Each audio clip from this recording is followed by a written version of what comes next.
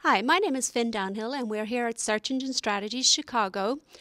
We have just completed a session called Selling Search to the C-Suite, and I have with me David Dalka, who is one of the panelists on that session.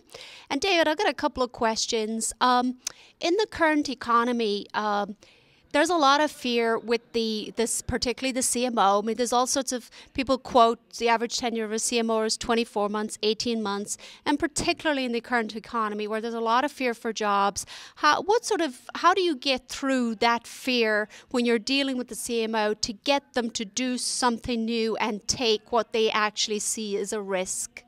Yeah, the tendency is for CMOs and CEOs to do what's always worked for them, right? They gravitate towards those things that have always worked for them.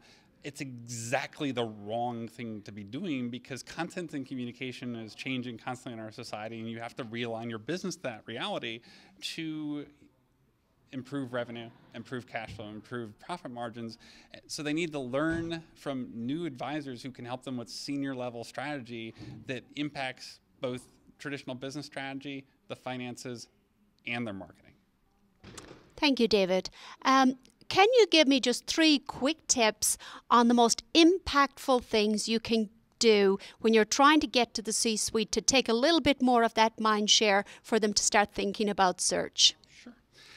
The first one is the least obvious. I like to educate them about, forget about the business for a minute, go back to their personal lives and actually look at how they use search, talk about how content and communication has changed in their life over the past 10, 15 years, get them to fundamentally realize that has changed, and because they don't realize it sometimes.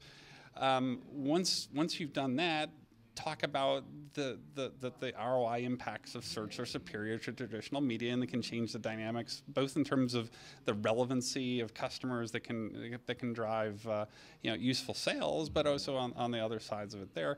And then you have to build advocates within your organization and network with people. Take people to lunch one-on-one. Don't bring up search in front of a big group of people, because people are going to be afraid to raise their hand and say, I don't know. To meet with people individually before you have a big meeting, to have them privately ask your questions and give them the tools they need to help them make better decisions, because they don't have the experience you have from attending search engine strategies.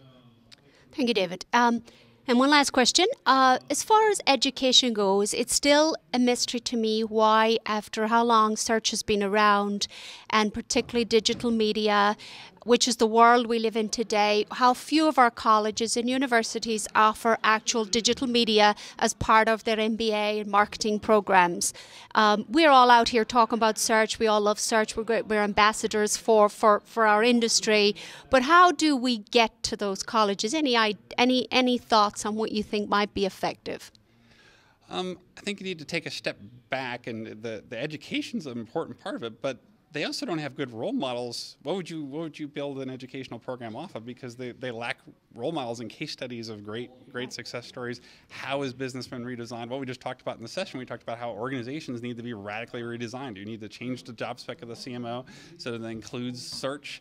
We need to reallocate budgets, org charts, job specs across the whole entire marketing organization and get the convergence to work together so that's there. And I think until that starts to congeal some leaders that people really don't make emotional decisions on, but actual fact-based decisions where they're doing those things, the educational institutions won't be able to respond effectively. So us as search marketers not only have to drive all that change within our organizations, we need to, as you correctly say, we need to educate educational institutions for them to remain relevant in our society so that we're not churning out more outbound marketers that don't understand the importance of the search paradigm. Thanks, David. So I guess what we need is a college that will embrace this, that we can help do it, who will put a great program together that will become very well known for, and then the rest will adopt. Is that what you're saying? Well, some will perish, some will change. Just like the furniture store example we talked about in that session. People will, some people will adapt, some people will choose not to, and their business models will perish. And that's the opportunity. it's also, to go back to your first question, it's also the reason why people are so afraid is because they know that something's shifting. We're living in a time that's like the Industrial Revolution, but most people aren't aware of that. Thank you, David. And thank you. And that is the wrap-up from the last session at SES Chicago 2010. Thank you very much.